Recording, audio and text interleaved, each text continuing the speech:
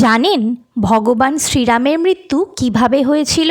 পৌরাণিক কথা অনুসারে হনুমানকে অযোধ্যায় অনুপস্থিত দেখে যমরাজ এক ঋষির ছদ্মবেশে শ্রীরামের কাছে এসে উপস্থিত হন এবং তাদের মধ্যে বাক্যালাপ শুরু হয়। ঋষিরূপী যমরাজ শ্রীরামকে বলেন তাদের এই কথোপকথন হবে একেবারেই গুপ্ত এবং তিনি শ্রীরামের কাছে এও শর্ত রাখেন যে যদি তাদের কথোপকথনের মধ্যে কেউ চলে আসে তাকে শ্রীরামের মৃত্যুদণ্ড দিতে হবে। শ্রীরাম এই শর্তে রাজি হন এবং লক্ষ্মণকে দ্বারপাল হিসেবে নিযুক্ত করেন। তখন যমরাজ নিজের স্বরূপে ফিরে এসে বলেন, প্রভু, এই ভুলোকে আপনার সময় সমাপ্ত হয়েছে, এবার আপনাকে বৈকুণ্ঠে ফিরে যেতে হবে। কিন্তু ইতিমধ্যে শ্রীরামের সাথে দেখা করতে ঋষি দুর্বাসা এসে উপস্থিত হন এবং ভেতরে প্রবেশ করার জন্য জেদ করতে থাকেন। অন্যথায় তিনি শ্রীরামকে অভিশাপ দেবার হুমকি দেন। তাই নিরুপায় হয়ে লক্ষ্মণ ঋষি দুর্বাসার আগমনের কথা বলতে কক্ষে প্রবেশ করেন এবং যমরাজ ও শ্রীরামের কথোপকথনের ব্যাঘাত ঘটে। শর্তানুযায়ী ভগবান শ্রীরাম লক্ষ্মণকে মৃত্যুদণ্ড দেন।